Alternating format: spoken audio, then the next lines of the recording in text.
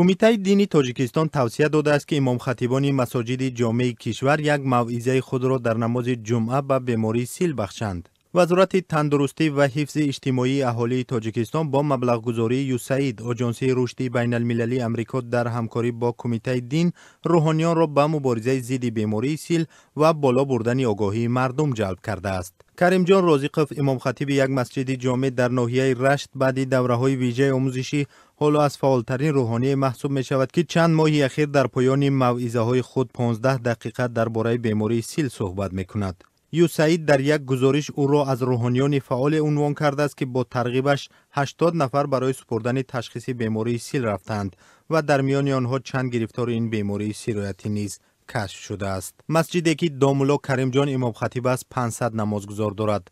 او روزی 12 اکتبر در صحبت با رادیو آزادی گفت ماهی اوگوست پس از تعلیم در یک دوره آموزشی با توصیه کمیته دین به ترغیب حیات سالم از جمله بیماری سیل پرداخته است. ما بیشتر میگیم برای تازگی را رعایت کنند مردم، برای که مثال دین اسلام هم تازگی را نگاه می‌داره، تازگی را دوست می‌داره، خداوند خودش پاک از پاکیزگی دوست می‌داره. راههای پیشگیری مثال نشانه‌های هم بیماری کسری می‌فهمونیم. اگر کسی که مثال همون نشانه‌ها باشه باید پیشتر برای پیش از آن به همون برای مراجعت کنه، مثال تشخیص خوراکی هم کسر نبود. اولادین توبت کننده هست. دامولا کریم جان همزمان عضو کمیته جمعیتی مبارزه با بیماری سیل در ناحیه رشت است.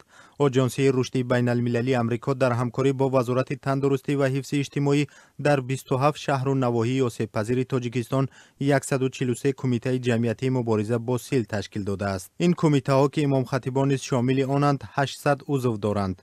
این آژانس در حجم 13 از 3 میلیون دلار یک طرح 5 ساله مبارزه با بیماری سیل در تاجیکستان را سرمایه گذاری کرده است. آژانسی رشد بین المللی امریکا در شرح جلب روحانیان برای مبارزه با بیماری سیل گفته است در جامعه عمدتاً مسلمانی تاجیکستان مسجد مکانی است که آنجا می توان به قشر ضروری جامعه پیام رساند.